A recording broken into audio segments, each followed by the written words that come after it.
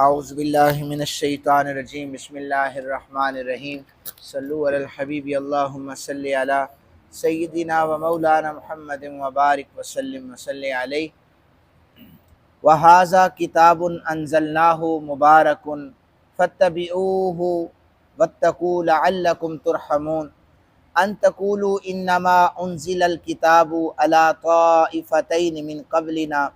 وَإِنْ كُنَّا عَنْ دِرَاسَتِهِمْ لَغَافِلِينَ أَوْ تَقُولُوا لَوْ أَنَّا أُنزِلَ عَلَيْنَا الْكِتَابُ لَكُنَّا أَهْدَىٰ مِنْهُمْ فَقَدْ جَاءَكُمْ بَيِّنَةٌ مِّن رَّبِّكُمْ وَهُدًى وَرَحْمَةٌ فمن ازلم ممن کذب بآیات اللہ وصدف عنہا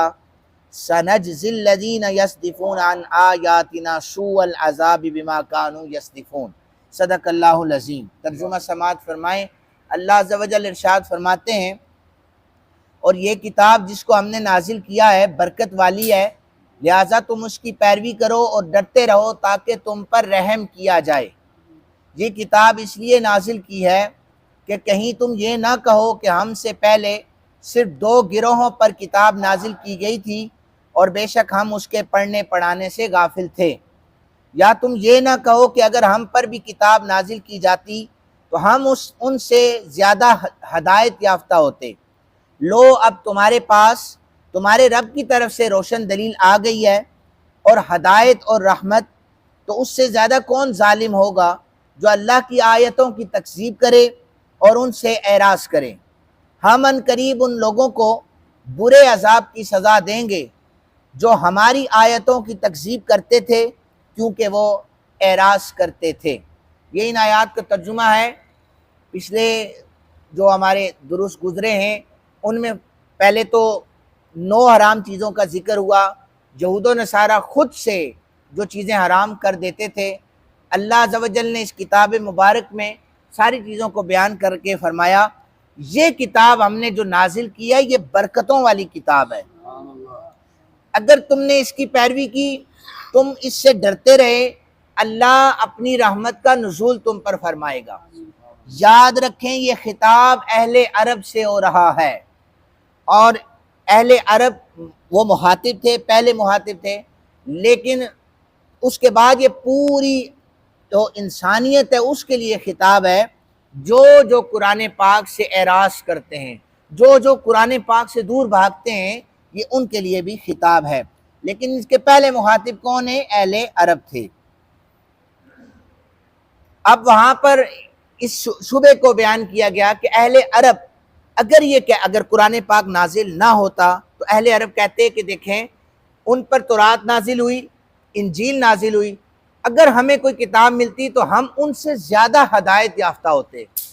اللہ عز و جل نے اس قرآن حکیم کو نازل کر کے فرمایا کہ لو بھئی ہم نے ان کتابوں کی سردار کو نازل کر دیا ہے، یہ عالمگیر کتاب ہے، یہ محفوظ کلام ہے، یہ ابدی کلام ہے، یہ جامع کتاب ہے اور یہ معجزاتی کتاب ہے، اس لیے اس کو ماننا پڑے گا۔ اگر پھر بھی وہ ان ساری چیزوں کو سامنے رکھتے ہوئے جو یہود و نصارہ کر رہے تھے، تورات میں اپنی مرضی کی تحریفات، انجیل میں مرضی کی تحریفات، اور اگر قرآن میں بھی وہ اب ڈنڈی ماریں تو ان کے پاس کوئی بہانہ نہیں رہا کہ تمہارے پاس یہ کتاب آئی تھی، تم نے اس کی آیتوں سے انکار کیا ہے۔ فرمایا وَمَنْ أَعْرَضَ عَنْ ذِكْرِي فَإِنَّهُ مَعِيشَةً ضَنْكَ، کہ جو اس کتاب کے ذکر سے اعراض کرے گا، اس کتاب سے منہ چرائے گا، اس کے احکامات پہ عمل نہیں کرے گا، وَحْدَهُ لَمْ يَزَلْ، اس کے لیے بری سزا کا اعلان فرما رہے ہیں۔ پھر اللہ تعالیٰ نے آخر میں فرمایا کہ اس شخص سے زیادہ ظالم کون ہوگا کہ جس کے پاس یہ کتاب نازل ہو چکی، اس نے ان آیتوں کو دیکھا، ان آیتوں کو پڑھا،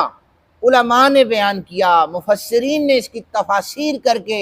لوگوں کے سامنے کھول کر بیان کر دیا۔ فرمایا ان سے زیادہ ظالم کون ہوگا، خطاکار کون ہوگا، حد سے بڑھنے والا کون ہوگا جو ان واضح دلائل کے بعد انکار کرنے لگ جائے۔